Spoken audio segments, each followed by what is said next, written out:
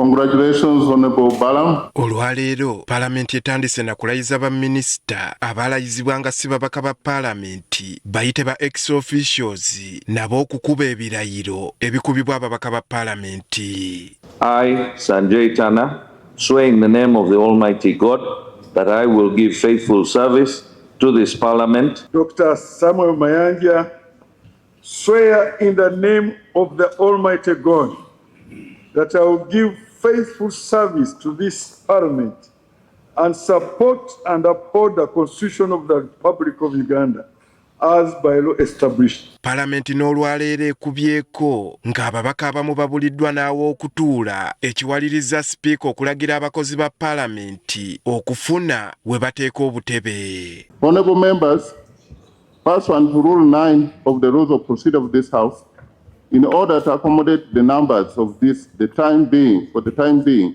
we shall have free sitting on either side of the House except the front benches. Akulira oludda oluvuganya mu palamenti Joel Ssenyonyi bw'asitusa okwogera atandise na ky'abantu abazze babuzibwawo olw'ebyobufuzi nga tebamanyikiddwako mayitire omuli n'omubaka omukyalo wa disitulikiti ye Amuria ate nga munnakibiina ki NRM Margret Etilu. Honorable Speaker, I'm leader of the opposition, but I should also be concerned when an NRM member who is a colleague in this House disappears and we don't know her whereabouts. It should concern all of us.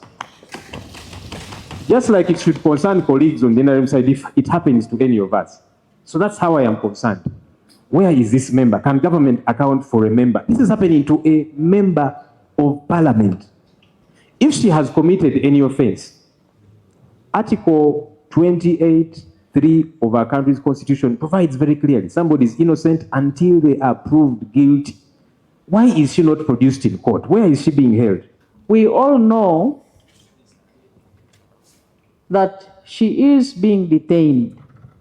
But the clarification I would like to give, in light of the Prime Minister has said, what the Prime Minister has said is that she has met her family, some of her family members were permitted to have an interaction with her.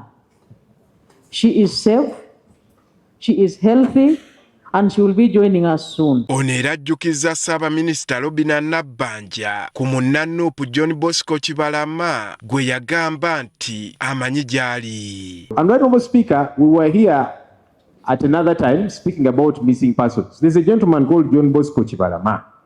He was abducted on 3rd June 2019. It's been 7 years since. The Right Honorable Prime Minister told us Kibalama was arrested.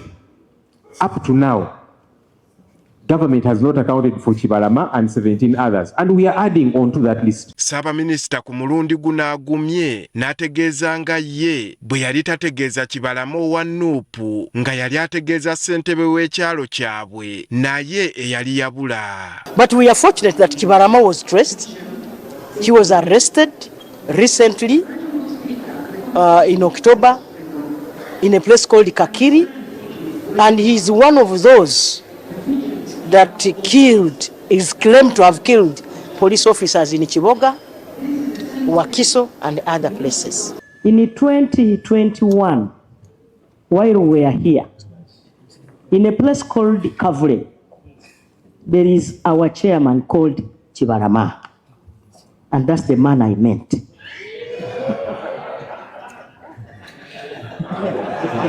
Ssenyonyi n'ababaka ab'oludda oluvuganya bamwambalidde okubalaatira mu bulamu bwa bannayuganda. Prime Minister was simply mocking this House. Prime Minister, meet more often with the Vice President so that she can coach you on how to respond to some of these issues. Atubulira bubulizi nti ababuze nabo tebamanyi gyali. Baluli yakkiriza nti be bamulina. Era tusigala tubanja Kibalama yonna gyali n'abantu bonna abaatwalibwa mu ngeri ey'amankwetu nga tetegeerekeka. Alimba. Ife tulumumba nda Kibalama kiri ku answered yavaayo yatukoba nti Kibalama aidi gaali. Bempegano oyo gwe baagema ayita tulaga nti n'ono gwe nali ndikutegeeza gwe baagema baba bamulekula. Prime Minister naye tabadde serious ng'ayogera ku nsonga eyo. Kubanga Prime Minister oyo mwennyini ye yajja wano ku floor ya Parliament n'atubuulira omwaka Parliament ewedde nti Kibalama oyo amumanye ate ali mu mukomera ajja kukolwako ng'amateeka nga bwe gagamba. Kitunakuwaza nnyo kulaba omuntu obuvunaanyizibwa nga prime minister omulamba ng'abalaatira mu bulamu bw'abantu. Kituluma nnyo nnyo nnyo, mukazi muzadde, muntu mukulu, muntu wa buvunaanyizibwa. Mu lutuula luno era minisita omubeezi ow'ebyensimbi okukosa okuteekerateekera eggwanga Henry Musaasizi ayanjulidde palamenti nga gavumenti bw'eyagala okwewola ensimbi obuwumbi obuli eyo mu 3 ez'okuyambako mu kukola amasannyalaze g'amaanyi g'enjuba aganaayamba abalimi mu kufukirira wakati mu kuwakanyizibwa ab'oludda oluvuganya.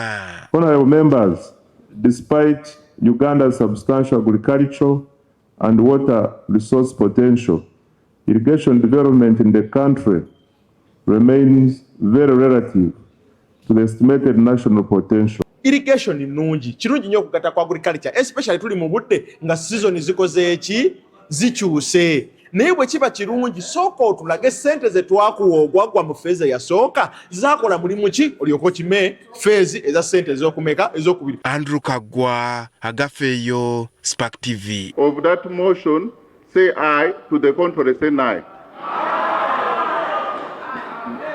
The nays have it.